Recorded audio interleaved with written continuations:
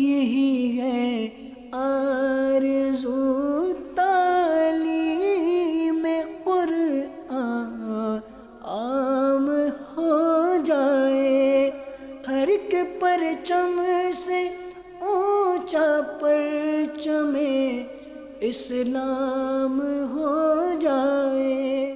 الحمدللہ رب العالمین والصلاة والسلام علی سید المرسلین، اما بعد فاعوذ باللہ من الشیطان الرجیم، بسم اللہ الرحمن الرحیم۔ الصلاة والسلام علیک یا رسول اللہ وعلی آلک واصحابک یا حبیب اللہ، الصلاة والسلام علیک یا نبی اللہ وعلی آلک واصحابک یا نور اللہ۔ مدنی چینل کے ناظرین، پروگرام قرآنی صورتوں کا تعارف، اس میں آپ کو خوش آمدید کہتے ہیں۔ اللہ پاک ہم سب کو قرآن مجید فرقان حمید کے علم سے ہمارے سینوں کو روشن فرمائے، منور فرمائے۔ ابتداً درود پاک کی فضیلت ہمارے پیارے رسول صلی اللہ علیہ وآلہ وسلم کا فرمان عظمت عالی شان ہے کہ جو شخص جمعہ کے دن مجھ پر 100 بار درود بھیجے، اللہ اس کی 100 حاجتیں پوری فرماتا ہے، اور ان میں سے 30 حاجتیں دنیا کی اور 70 حاجتیں آخرت کی اللہ پوری فرمائے گا۔ اللہ پاک ہم سب کو کثرت کے ساتھ درود و سلام پڑھنے کی توفیق عطا فرمائے۔ بالخصوص جیسے ہی جمعرات کا دن آئے، اسی طرح شب جمعہ اور روز جمعہ کثرت کے ساتھ درود پاک کو اپنے معمولات میں شامل کرنے کی عادتیں بنانی چاہیے۔ صلو علی الحبیب صلی اللہ تعالی علی محمد صلی اللہ علیہ وآلہ وسلم، صلاۃ و سلاما علیک یا سیدی یا رسول اللہ۔ ناظرین کرام، اس پروگرام میں ہم باقاعدہ کسی ایک سورہ مبارکہ کا کچھ تعارف اور اس کی کچھ ڈیٹیل، کچھ فضائل یہ عرض کرنے کی کوشش اور صحیح کرتے ہیں۔ آج کے ہمارے جو موضوع اور جو سورہ مبارکہ جس کا انتخاب ہے، سورۃ الانعام، 7ویں پارے میں یہ سورہ مبارکہ ہے، اور اس سورہ مبارکہ کا کچھ پس منظر، کچھ تعارف آج سننے کی سعادت حاصل کریں گے۔ اس سورۃ مبارکہ کی خصوصیت یہ ہے کہ یہ سورہ مبارکہ ایک ہی رات میں نازل ہوئی۔ جی ہاں، حالانکہ طویل سورہ مبارکہ ہے، تقریباً ایک پارے پر کہہ لیں کہ یہ مشتمل سورہ مبارکہ ہے، اور یہ سورہ مبارکہ ایک ہی رات میں نازل ہوئی۔ حضرت عبداللہ بن عباس رضی اللہ تعالیٰ عنہما فرماتے ہیں کہ مکی سورہ ہے، یہ سورہ مبارکہ مکی سورہ مبارکہ ہے، یعنی ہجرت سے پہلے یہ نازل ہوئی۔ اور ایک روایت کے مطابق اس سورہ مبارکہ کی 6 آیتیں وہ مدینہ منورہ میں نازل ہوئیں، اور اس کے علاوہ بقیہ ساری صورت ایک ہی رات میں یہ مکہ مکرمہ میں نازل ہوئی۔ اس سورہ مبارکہ میں 20 رکوع ہیں اور 165 اس کی آیات مبارکہ ہیں۔ اس سورہ مبارکہ کا نام انعام، اس کا معنی ہے مویشی، جانور۔ عربی زبان میں جانوروں کو، مویشیوں کو انعام کہا جاتا ہے۔ عام طور پر ایک محاورہ بھی بولا جاتا ہے، العوام کالانعام، کہ عام جو لوگ وہ گویا کہ جانوروں کی مثل ہیں۔ ان سے امتیاز تبھی حاصل انہیں ہوتا ہے کہ جب ان کے اندر علم آ جائے، شعور آ جائے، اور ان کے اندر علم، شعور، فراست، ان چیزوں میں اضافہ ہو، اور اپنے اخلاق کے اعتبار سے، اپنی خوبصورت اوصاف کے اعتبار سے انسان وہ ان سے ایک ممتاز ہو جاتا ہے۔ اور اگر یہ چیزیں انسان میں نہ ہوں تو پھر عوام کی طرح العوام کالانعام، یعنی عوام وہ چوپاہوں کی مثل انہیں محاورتاً کہا جاتا ہے۔ تو انعام سورہ مبارکہ جس کے اندر جانوروں کی مناسبت سے اس کا نام انعام رکھا گیا۔ اور وہ جانور کون سے؟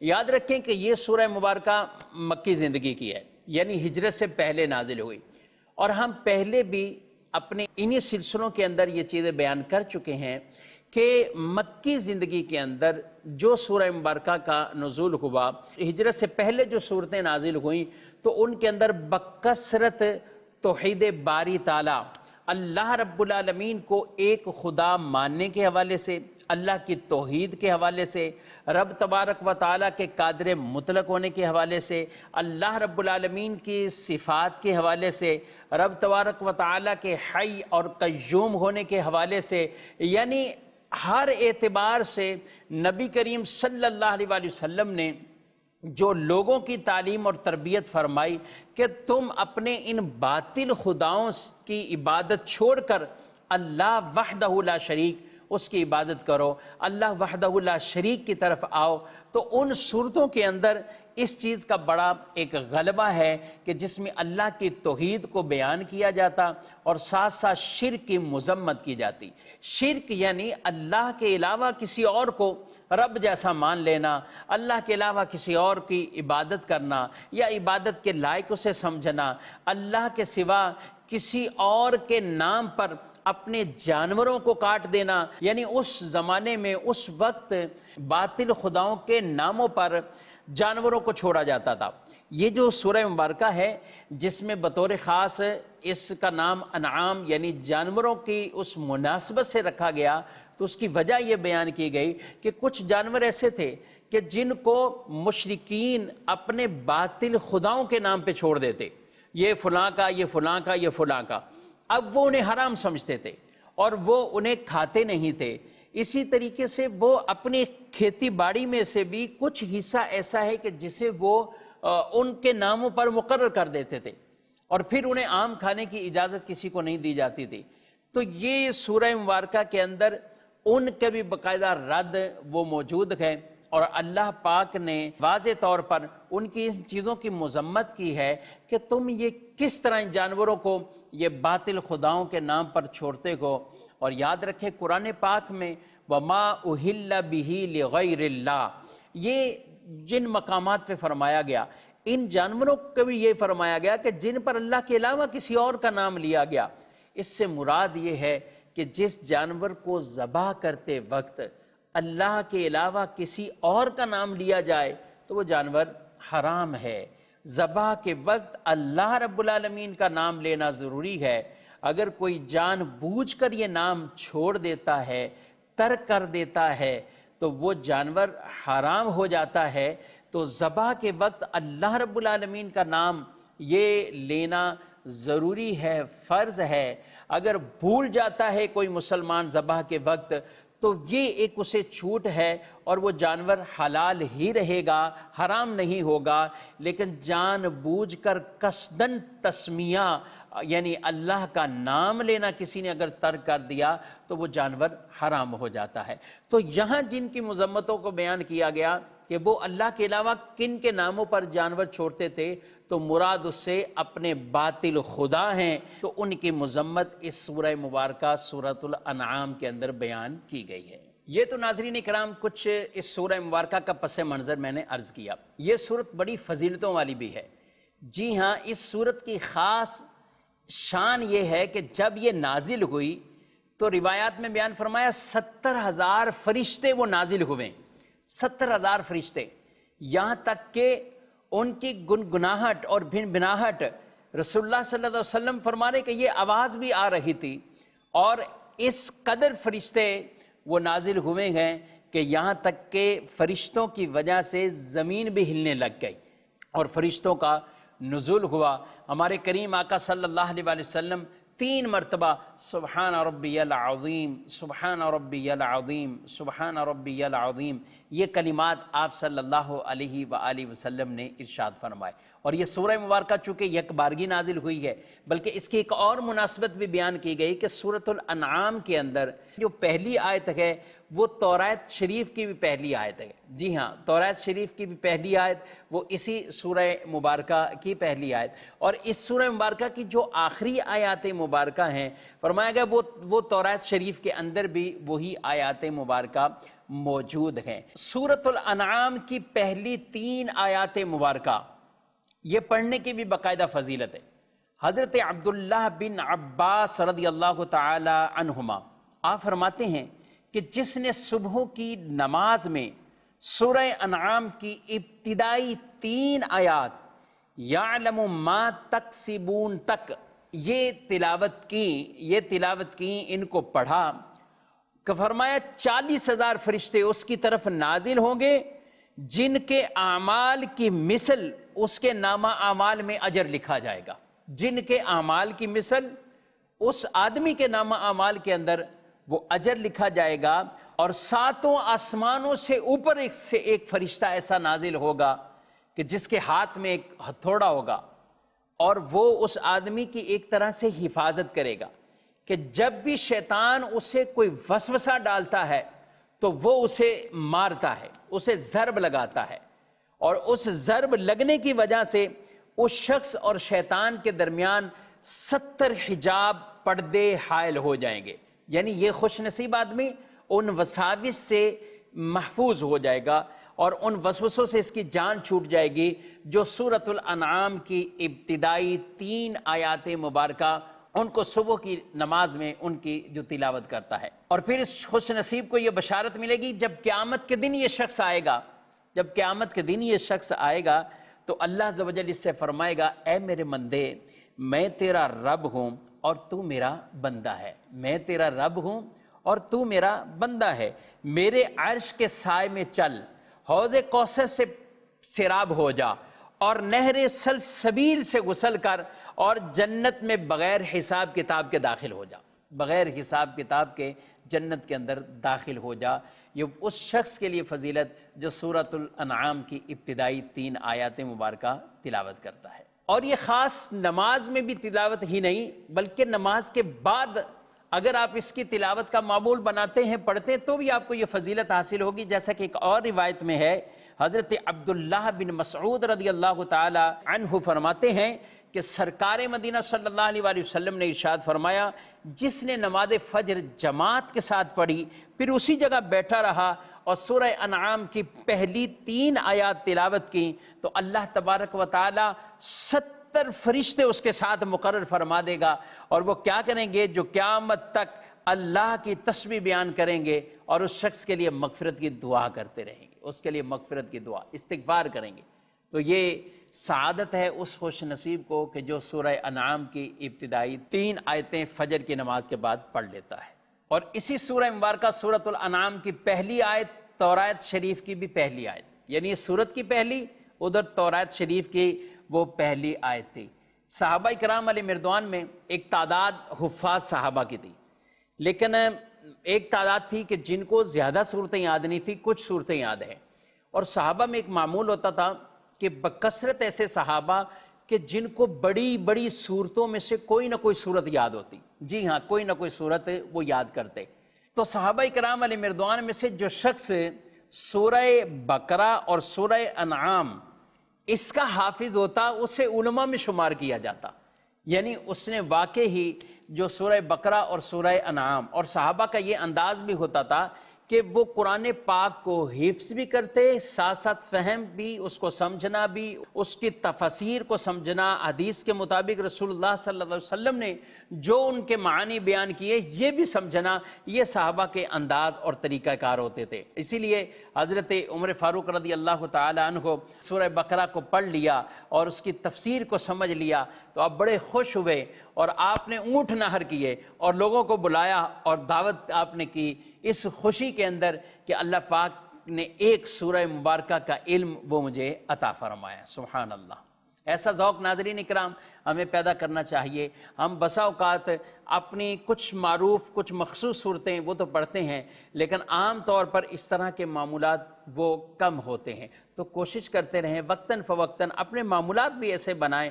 اور بلکہ ہم اگر صحابہ کرام علیہ مردوان کے معمولات دیکھیں تو وہ قرآن مجید فرقان حمید پڑھنے کے لیے اپنے ایام اس طرح خاص کر لیتے تھے کہ 7 دن کے اندر کمپلیٹ کر لینا ہے. بلکہ حضرت عثمان غنی رضی اللہ تعالیٰ عنہ کو آپ نے وہ منزلیں خاص طور پر متعین کی تھی کہ آپ پہلی سورہ فاتحہ سے لے کر یعنی جمعہ المبارک کو شب آپ سورہ فاتحہ سے لے کر سورۃ المائدہ یعنی آپ سورۃ الانعام سے پہلے سورۃ المائدہ 6 پارے مکمل اور 7ویں پارے کا بھی کچھ حصہ آپ یہ جمعہ کی شب یہ تلاوت فرما لیا کرتے تھے. پھر آپ اگلے دن یعنی ہفتہ اور اس کی رات آپ کیا پڑھتے تھے؟ آپ رضی اللہ تعالیٰ عنہ سورۃ الانعام سے شروع فرماتے اور سورۃ الہود تک آپ اسے تلاوت کیا کرتے تھے. اور اتوار کی رات آپ رضی اللہ تعالیٰ عنہ کو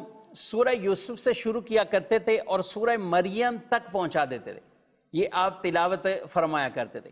اور پھر آگے جب پیر کی رات آتی تو آپ سورۃ طٰہٰ سے آپ شروع فرماتے اور سورہ طاسین میم وہاں تک آپ اسے پہنچاتے، یعنی وہاں تک آپ تلاوت فرمایا کرتے تھے۔ منگل کی رات سورہ عنکبوت سے لے کر سورہ صاد تک آپ یہ تلاوت فرمایا کرتے تھے۔ بدھ کی رات سورہ تنزیل سے لے کر سورہ رحمان تک آپ تلاوت کرتے، اور جمعرات کی رات آپ آگے سورہ یعنی سورہ واقعہ سے لے کر سورۃ الناس تک یعنی یہ ختم فرمایا کرتے تھے۔ سبحان اللہ، یعنی آپ نے جمعہ کی رات کو شروع کیا اور جمعرات تک آپ نے یہ کمپلیٹ کر دیا۔ اب اگلا دن جمعہ ہے، پھر جمعہ کی رات سے نیا کلام پاک کا آغاز کرتے، تو گویا کہ آپ 7 دن کے اندر قرآن مجید فرقان حمید کی تلاوت کو مکمل فرما لیا کرتے تھے۔ یہ حضرت عثمان غنی رضی اللہ تعالیٰ عنہ جو کہ جامع القرآن بھی ہے، قرآن سے ویسے ہی ان کو ایک ایسا لگن تھا، پیار تھا اور قرآن سے بڑا تعلق تھا، یہاں تک کہ آپ جب شہید بھی کیے گئے تو اس وقت بھی آپ کی گود مبارکہ میں قرآن مجید فرقان حمید تھا۔ آپ تلاوت کرتے ہوئے اسی حالت میں آپ کو ان بلوائیوں نے شہید کیا اور آپ اس وقت بھی قرآن پاک کی تلاوت فرما رہے تھے، یہاں تک کہ آپ کے جسم مبارک جو زخمی ہوا اس سے جو خون نکلا، اس خون کے کچھ چھینٹے بھی اس کلام پاک کے اس حصے پر وہ پڑے، یعنی آپ گویا کہ قرآن پڑھتے پڑھتے ہی آپ دنیا سے رخصت ہوئے اور مرتبہ شہادت آپ کو نصیب ہوا۔ تو ہم بھی ایسی کوشش کریں کہ اسی طریقے سے مختلف صورتیں ان کو پڑھنے کا اپنا معمول بھی بنائیں۔ اب کچھ میں اس کے مضامین کی طرف بھی بڑھتا ہوں۔ سورۃ الانعام کے اندر بیسک تو جو ابتدا سے ہی عرض کیا ہے کہ شرک کی مذمت اور ان کے باطل خداؤں کی مذمت کو یہاں پہ بکثرت بیان کیا گیا۔ وہاں اس کے ساتھ ساتھ ایسے احکامات بھی جو زمانے جاہلیت کے اندر لوگوں کے اندر رائج تھے، یعنی وہ کیا کرتے تھے کہ یتیموں کے مال کھا جایا کرتے تھے، اولادیں پیدا ہوتی تھیں بالخصوص بیٹیاں تو اسے مار دیتے تھے کہ ہم کہاں سے برداشت کر پائیں گے، مہنگائی ہے، خرچے ہیں، اور یہ اس طرح کے مہنگائی کے خوف یا خرچوں کی وجہ سے اپنی اولاد کا قتل کرنا یہ زمانہ جاہلیت سے یہ چلتا ہوا آ رہا ہے، اور آج بھی ایسی کچھ جہالتیں ہمارے معاشرے کے اندر بھی پائی جاتی ہیں کہ جو اپنی اولادوں کا قتل اس وجہ سے کرتے ہیں، بلکہ یہاں تک اولادیں بھی مارتے ہیں، خودکشیاں بھی کر لیتے ہیں کہ ہم انہیں کھلا نہیں سکتے، ہم انہیں پلا نہیں سکتے، ہم گزر بسر ہمارا ہو نہیں سکتا، تو وہ معاذ اللہ اپنی اولادوں کا قتل کر کے کبیرہ گناہ کے اندر مبتلا ہو جاتے ہیں۔ اللہ پاک نے اس کی بھی اسی سورہ مبارکہ کے اندر مذمت کو بھی بیان کیا اور احکامات دیے کہ تم وہ انہیں قتل نہ کرو تنگ دستی کے خوف کی وجہ سے، ہم تمہیں بھی رزق دیتے ہیں، ہم انہیں بھی رزق دیں گے۔ یہ اللہ کا وعدہ ہے کہ اللہ پاک انہیں رزق عطا فرمائے گا، وہ اسباب ان کے لیے پیدا فرمائے گا، لیکن کسی کو یہ حلال نہیں ہے کہ تنگ دستی کی وجہ سے اپنی اولادوں کا معاذ اللہ وہ قتل کرنا شروع کر دیں۔ اللہ پاک ارشاد فرماتا ہے قُلْ تَعَالَوْا أَتْلُ مَا حَرَّمَ رَبُّكُمْ عَلَيْكُمْ، ارشاد فرمایا کہ اے محبوب آپ ان سے فرماؤ آؤ میں تمہیں تلاوت کرتا ہوں تم پر، تمہیں بتاتا ہوں کہ تمہارے رب نے تم پر کیا چیز حرام کی ہے۔ وہ حرام کیا فرمائی؟ اللہ تشرکوا بہ شیئا، اللہ کے ساتھ کسی کو شریک نہ ٹھہراؤ، شرک نہ کرو، وبالوالدین احسانا، اور اپنے ماں باپ کے ساتھ احسان کرو، بھلائی کرو اپنے ماں باپ کے ساتھ، ولا تقتلوا اولادکم من املاق، اور تنگ دستی کی خوف سے اپنی اولادوں کو قتل نہ کرو، نحن نرزقکم وإیاہم، ہم تمہیں بھی رزق دیتے ہیں ان کو بھی رزق دیتے ہیں۔ یعنی یہ تو اللہ کے ذمہ کرم پر ہے کہ اللہ رب العالمین تمہیں بھی رزق دے گا، انہیں بھی رزق دے گا، تم قتل ہرگز نہ کرو۔ تو اس آیت مبارکہ میں ان چیزوں کا بیان ہوا، یہ اور اس کے بعد والی آیاتیں میں ایک خلاصہ اس کا عرض کروں کہ جن میں 9 چیزوں کی حرمت بیان کی گئی۔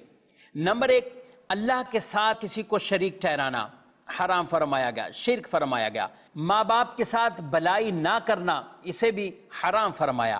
مفلسی کے باعث اولاد کا قتل کرنا، اسے بھی اللہ پاک نے حرام فرمایا۔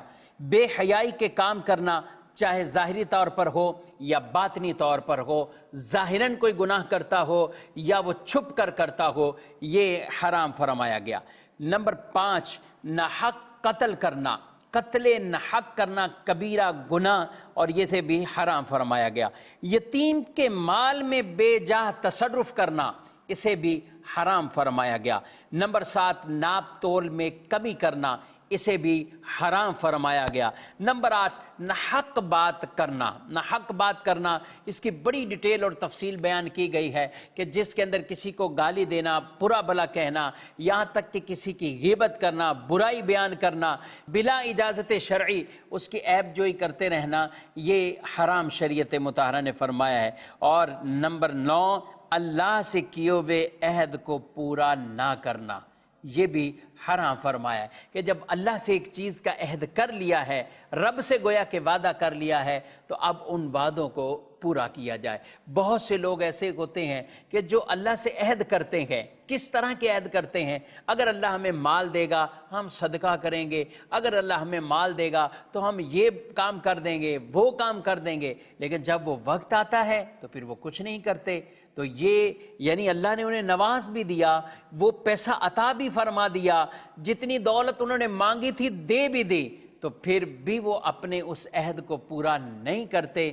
یہ بڑے ہی بخیل ہیں، اور اللہ نے ان کی مذمتوں کو بھی قرآن پاک میں ایک اور مقام پر بھی بیان فرمایا ہے۔ وَمِنْهُمْ مَنْ عَاهَدَ اللَّهَ لَئِنْ آتَانَا مِنْ فَضْلِهِ لَنَصَّدَّقَنَّ، ان میں سے جو اللہ سے عہد کرتے ہیں اگر اللہ انہیں عطا کرے تو وہ صدقہ کریں گے، پھر وہ بھی نیکوں میں سے ہو جائیں گے۔ فَلَمَّا آتَاهُمْ مِنْ فَضْلِهِ بَخِلُوا بِهِ، تو جب اللہ اپنے فضل سے میں عطا کرتا ہے تو بخل کر لیتے ہیں، پھر وہ بخیل بن جاتے ہیں۔ تو یہ ہرگز نہیں کرنا چاہیے۔ جب کسی نیک کام کا ارادہ اور بالخصوص اللہ سے آپ نے عہد کر لیا تو اب اس عہد کو پورا کیجیے۔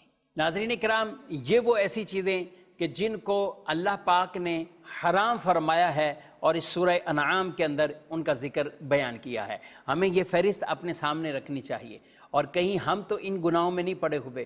قتل ناحق اور اپنی اولاد کا قتل کرنا تنگ دستی کے خوف کی وجہ سے، یہ زمانے جاہلیت میں لوگ بیٹیوں کو زندہ درگور کرتے تھے، لیکن آج کل بھی ایسا ہی ہے۔